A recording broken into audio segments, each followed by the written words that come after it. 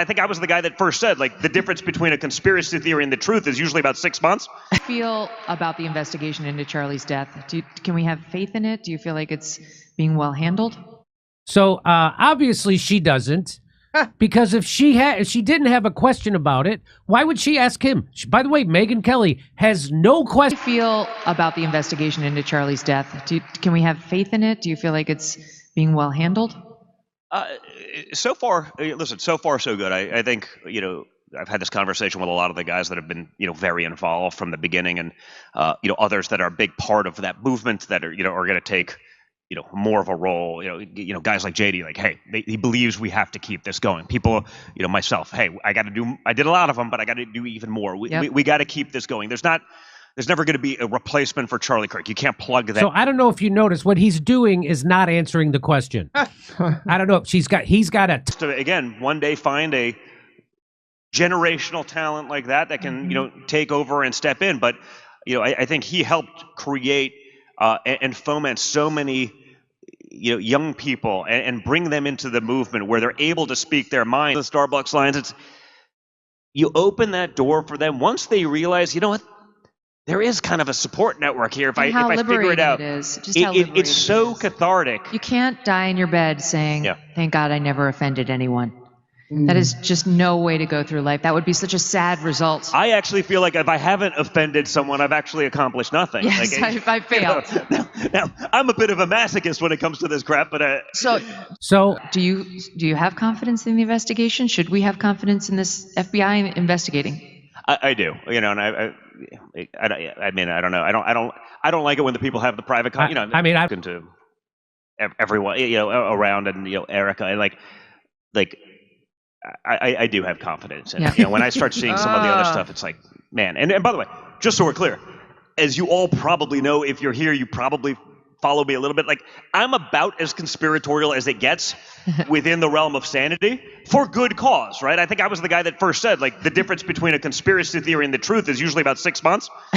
The image of Charlie Kirk, vibrant and commanding at the podium, is now a ghost. It haunts the airwaves, a stark before and after in the nation's consciousness. His sudden, tragic death was a national shockwave, a moment of collective whiplash that demanded answers, closure, and a clear narrative. In the immediate aftermath, the scaffolding of an official story was hastily erected. A lone, disturbed individual, a senseless act of violence, a terrible, isolated conclusion to a life of public influence. But that scaffolding, built on the need for swift certainty, began to groan and splinter almost immediately. It was not shattered by a single piece of damning evidence, but by 1,000 tiny fractures, a cryptic interview, a technically implausible claim, an odd piece of forgotten evidence, and the growing, deafening silence where straightforward answers should have been. What began as a period of mourning has metastasized into a full-blown crisis of confidence, where the investigation itself is now the subject of intense, urgent scrutiny. The central figure in this new drama is not the victim, nor even the alleged perpetrator, but the powerful allies and the media ecosystem whose reactions have provoked more questions than they have resolved. The first, and perhaps most profound, crack appeared not in an evidence locker, but on a brightly lit cable news set. Megyn Kelly, a journalist known for her directness, sat across from Donald Trump Jr., a close friend and political ally of Charlie Kirk. The conversation, expected to be a tribute, turned into an interrogation of trust itself. Kelly leaned forward, her gaze unwavering, and posed a question that was echoing across living rooms and social media platforms nationwide. Don Jr., a simple question, and I need a straight answer. Should I trust this investigation? The air in the studio seemed to still. It was a question that demanded a one-word affirmation. A yes would have provided a bulwark of confidence. A no would have been a seismic accusation. What the public received was neither.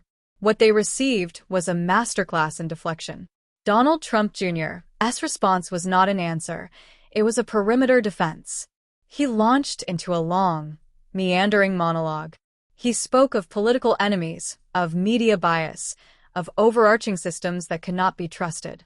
He talked about everything except the specific, grounded investigation into the death of his friend.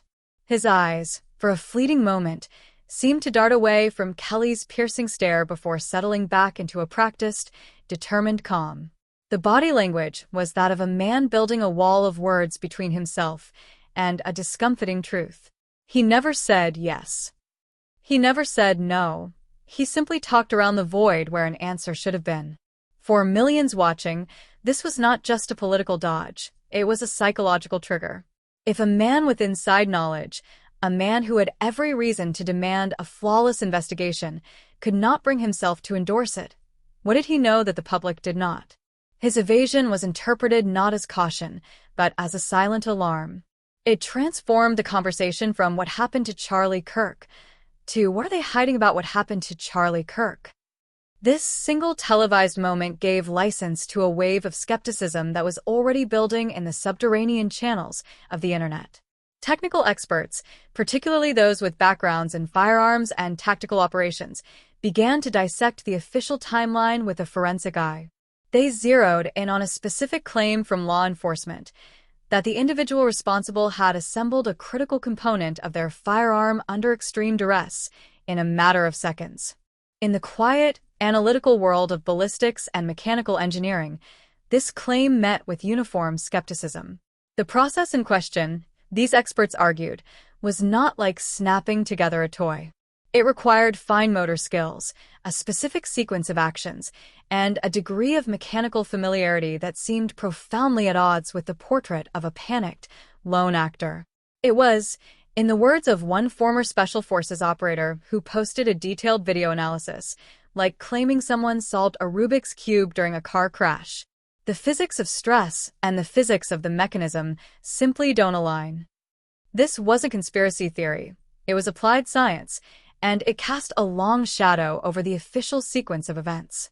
Simultaneously, other evidentiary oddities began to surface, small details that seemed out of place in a clean, professional investigation. There was talk of a left-behind screwdriver at the scene, a mundane object that, in this specific context, raised puzzling questions. What was its purpose? Why was it there? There were unexplained accounts of clothing changes, minor inconsistencies in the description of the individual's attire that, while trivial on their own, contributed to a growing sense of narrative chaos. Further muddying the waters were unverified reports about a contested Google search found on a device, a search that allegedly pointed to a specific and highly controversial individual. This was coupled with a swirling, difficult-to-substantiate rumor about a potential foreign link to a property connected to the case. These elements, while firmly in the realm of speculation, were amplified by influential voices who framed them as evidence of a story too complex, too interconnected for the lone wolf theory to contain. The media landscape itself became a battleground. Prominent commentators, particularly in conservative and independent media, began to frame the response not as a failure, but as a cover-up. They accused the mainstream press of protecting corporate or political interests by shutting down legitimate skepticism. We've been right before, they argued, referencing past events initially dismissed as conspiracy theories that later gained credibility. This narrative of the prophetic skeptic was powerful. It positioned those asking difficult questions as brave truth-tellers battling a monolithic, dishonest establishment. The dynamics of interviews, like the one between Kelly and Trump Jr., were themselves put under the microscope. Analysts suggested these exchanges were not genuine quests for information but performative rituals. The journalist was performing the act of holding power to account, and the subject was performing the act of answering, all while carefully avoiding any substantive ground. The result was not clarity, but more fog. It created a hall of mirrors where every statement had a hidden meaning, every evasion was a confirmation of guilt, and the search for truth was lost in a game of political and media chess. The court of public opinion is now in permanent session. The official investigation continues its work behind a veil of silence and procedural formality. But independent of it, a parallel, digital investigation is unfolding in real time, driven by a profound and growing distrust. The questions now are more urgent than ever. Why the evasive answers from those closest to the epicenter? Why do the technical details defy practical logic? What is the significance of the strange, minor artifacts left at the scene? And who benefits from a story that seems to be fraying at the seams faster than it can be repaired? The death of Charlie Kirk was a tragedy. The dissolution of trust in the investigation of his death is a crisis.